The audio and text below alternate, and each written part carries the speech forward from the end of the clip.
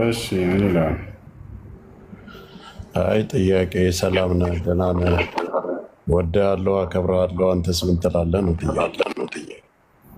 እንዴ እንትን ገስት ላይ አይታየኝም። ጆከር ነህ አንተ? ጆከር ነኝ። እንዴት ነህ? ደህና ነው አለ ሁሉ ሰላም አለን አለን። ሰላም ነው። ጥያቄ ጠየቅኩ እኮ ለምን አትመልስ?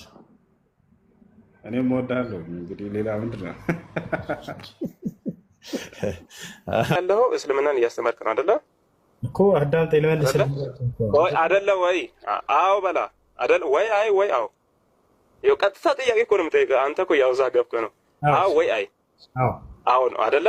የነቢዩ መሐመድን እንትን ልደት ትቀበላለህ አትቀበልም? እሺ ልመልስልህ፣ ታዳምጠኛለህ? አንድ ደቂቃ ስጠኝ። ልደታቸውን ትቀበላለህ አትቀበልም? ልደት ማለት ነው ማለት ነው የተወለዱበት ነው። ምንም ሌላ እንትን ሀፈ ታሪክ የለውም። የተወለዱበት ማን እንዴት የማይቀበል እንደዚህ የተወለደ ነቢዩ መሐመድ ሰው ናቸው አይደለ? ነቢዩ መሐመድ ሰው ናቸው አይደለ? ሰው ናቸው ልክ እንደ ኢየሱስ። አዎ ቆይ ቀስ በል አይደለም። ቆይ ማስረጃ ልስጥህ፣ እንደ ኢየሱስ ሰው ናቸው አይደለማ። እኔ አሁን ሰው ስለ ኢየሱስ ክርስቶስ ከሆነ እኔ ብዙ እንትን እሰጣለሁ፣ ችግር የለውም። አሁን ጥያቄ አሁን ወደ ኢየሱስ ክርስቶስ አይ አይደለ እንዴት እንደሚሸውድ አይ አይደለ? ጥያቄን እየመለስክ አይደለም። ኖን መማር እኮ ነው እሱ። ምን መሰለህ እዚህ ጋር መማር ነው፣ ችግር የለውም። ኢየሱስ እንደዚህ ሆነ፣ ነቢዩ መሐመድ እንደዚህ ሆነ አይደለም። እሺ ነቢዩ መሐመድ ከተወለዱ 1500 ምናምን እኛ መውሊድ ተብሎ ይከበራል። ቁርአን የወረደው ለነቢዩ መሐመድ ከተባለ ቁርአን ከወረደ በኋላ ነው እስልምና የጀመረው ማለት ነው። ከዛ በፊት እስልምና አይታወቅም እንደማለት ነው። ገብቶሃል? ነቢዩ መሐመድ ከተወለዱ ስንት ዓመት? 1500 ምናምን ይኸው ቀሩ 1500 ምናምን ተብሎ 1400 ምናምን 1400 እሱ ችግር የለውም። ብቻ እንደዛ ተብሎ ይከበራል መውሊዱ። ማስረጃ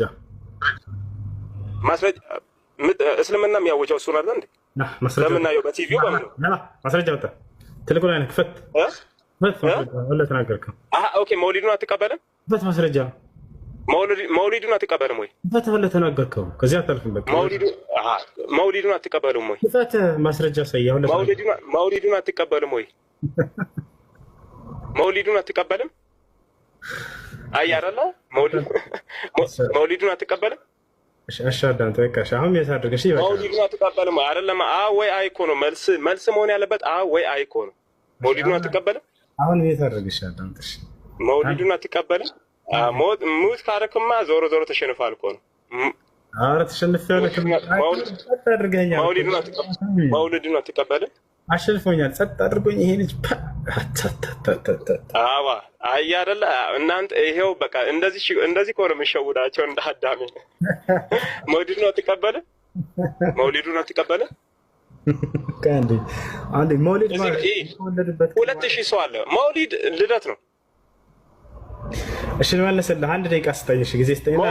የመሐመድን መውሊድ አትቀበልም ወይ እኮ ልመልስልህ። አሁን ሌላ ደቂቃ ስጠኝ። አንድ ደቂቃ ጊዜ ስጠኝ። ወይ እሱ አንዴ እኔ ልጠይቀው። እኔ የልደታን ቲጂ ቀጥይ። ይሰማል በደንብ? እሺ አሁን እኔ ስለነሱ እምነት ልከራከር ምናምን አይደለም። ጀስት ግን አንተ የሙጥኝ ብለህ የሆነ አልተጨነቀም። አክቹዋሊ ግን ለማስጨነቅ አይነት ነገር እየሞከርክ ነው። አንተን አንድ ጥያቄ ነው ልጠይቅህ። እንደዛ ከሆነ ማለት ነው አንተ ስለ መውሊድ እና ስለ እስልምና እምነት እድሜ እየጠየክ ከሆነ ላይክ በኦርቶዶክስ እምነትም ክርስቶስ ከተወለደ ከፍጥረቱ ጀምሮ ነው ክርስትና የመጣው ብለህ እንትን ልትል ነው ማለት ነው? አይደለም። ክርስቶስ በስጋ የተገለጠ አምላክ ነው ነው እንጂ አሁን እኮ ጥያቄ ከዚህ የተለየ አይደለም። የልደታ ቆያሽ ጠየቅሽኝ አይደለ? ጠየቅሽኝ አይደለ? ክርስቶስ በስጋ የተገለጠ አምላክ ነው። ክርስቶስ በስጋ የተገለጠ አምላክ ነው ብለን እናምናለን ክርስቲያኖች።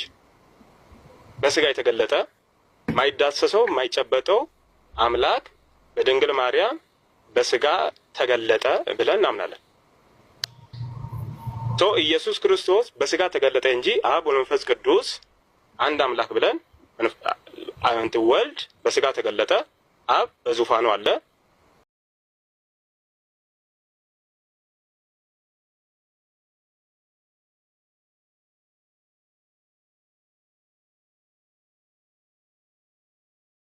ታወራለህ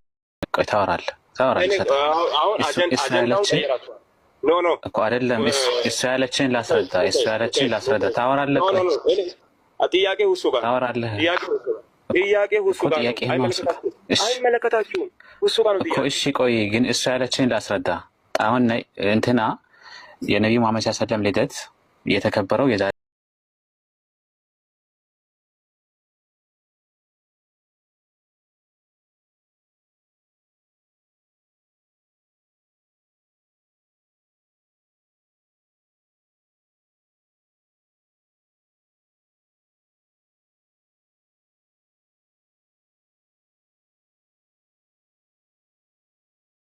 ምናት መልስልኝ።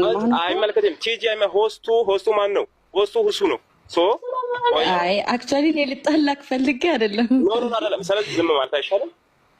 እኔ አሁን አንድ ጥያቄ እሺ፣ ቆይ ሁሱዬ ይቅርታ። እሺ ሁሱ ቆይ ይቅርታ፣ ማርያምን ይቅርታ። አንዴ ቆይ። አዎ እንደዛ ዝም ብለህ ቆይ። እኔ ጥያቄ ምንድነው? አንድ ጥያቄ ይስማ። ዝም ልደት ትቀበላለህ ወይስ አትቀበልም? መልሷን ነው የምፈልገው እንጂ ሌላ ትታ አይደለም። እሺ ልደት ማለት የተወለደበት ቀን ማለት ከሆነ ሰለም ተወልደዋል ብለን እናምናለን። በትክክል ወይ? እሺ መለስክልኝ። በቃ ተወልደዋል ብለህ ታምናለህ። ቁርአን የወረደው ለማን ነው? ልመልስልህ? ታዳምጠኛለህ? ቁርአን የወረደው ለማን ነው? ልመልስልህ? አዳምጠኝ። በማስረጃ ነው። እሺ በማስረጃ ነው መልስልህ። ሀልም የት አድርገህ አዳምጥሽ። አንድ ደቂቃ አወራለሁ። እሺ የት አድርገህ አዳምጥሽ። ችግር የለውም አላወራም። እሺ ቢስሚላህ الرحمن الرحيم الحمد لله رب العالمين والصلاة والسلام على رسول الله صلى الله عليه وسلم وبعد ቁርአን የወረደው በቅዱስ ገብርኤል አማካኝነት በመንፈስ ቅዱስ ምሪት በማን አልኩኝ? አሁን አንዴ ልጋማ እየሰማሁ ነው። አዎ በመንፈስ ቅዱስ ምሪት ቁርአን የወረደው በቅዱስ ገብርኤል ተረጋጋ እንጂ ከማን ነው ዋናው? መጀመሪያ ለማን ወረደ? እሺ ስለዚህ 5 ደቂቃም ሰጣለሁ። ችግር የለም። አመሰግናለሁ ጊዜ ስለሰጣኝ። እሺ ቁርአን በመንፈስ ቅዱስ ምሪት ነው የወረደው በቅዱስ ገብርኤል አማካኝነት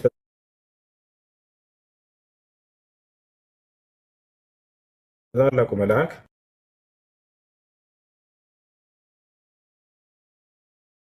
ልስማ እንዴ?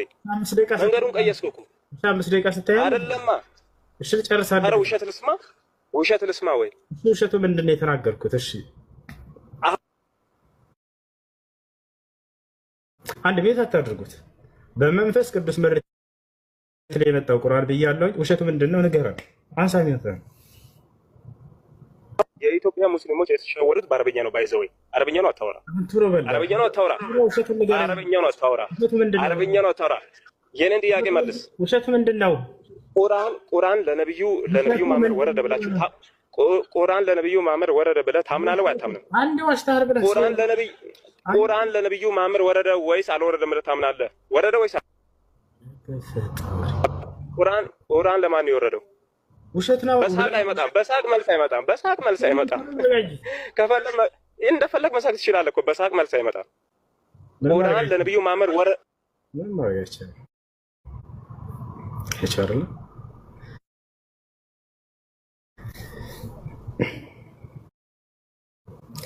ያሳዝናል።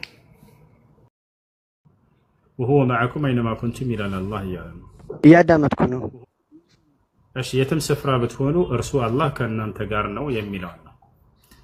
እቺን ቃል ያነሱና ሁሉም ቦታ ለማለት ነው። ላ ሙሉ አንቀጹን አንብቡት ሳትቆራርጡ ከመጀመሪያ። እየተናገረ ያለው አንቀጹ አውዱ ምንድን ነው? ስለምንድን ነው? አንድ አብሮነቱ ከምን አንጻር ነው የሚለውን ማየት አለብን። አብሮነቱ እዛ ጋር እየተናገረ ያለው ከእውቀቱ አንጻር ነው። ገብቶሃል አይደል? ያዕለሙ ማ የልጁ ፊል አርድ ያለ መጀመሪያ ወማ የኽሩጁ ሚነ ሰማይ እያለ ይናገራል። ወማ የንዚሉ ሚነ ሰማይ ወማ ያዕሩጁ ፊሃ እያለ ይናገራል። ወደ ምድር የሚገባውን ያውቃል፣ ከእርሷም የሚወጣውን ያውቃል፣ ከሰማይ የሚወርደውንም ያውቃል አለ። እርሱ በሁሉም ባላችሁበት ስፍራ ሁሉ ከእናንተ ጋር ነውና። ሲጨርስም በምን ዘጋው? ወላሂ ማ ተዕመሉን በሲር፣ አላህ ስብሓነሁ ወተዓላ በምትሰሩ ስራ ሁሉ ተመልካች ነው እያለ ይናገራል። ስለዚህ እየተናገረ ያለው ስለ እውቀት ነው። ስለዚህ አላህ ከእኛ ጋር አብሮነቱ በእውቀቱና በእይታው እንደሆነ ይገልጻል አንቀጹ። ኢማሙ አሕመድ ብን ሐንበል ታላቁ ዓሊም እርሳቸው መዕየቱሁ ስብሓነሁ ወተዓላ ቢዕልሚህ ብለው ፈስረውታል። አላህ አብሮነቱ እዚህ ቦታ ላይ በእውቀቱ ነው ብሎ ተናግሯል።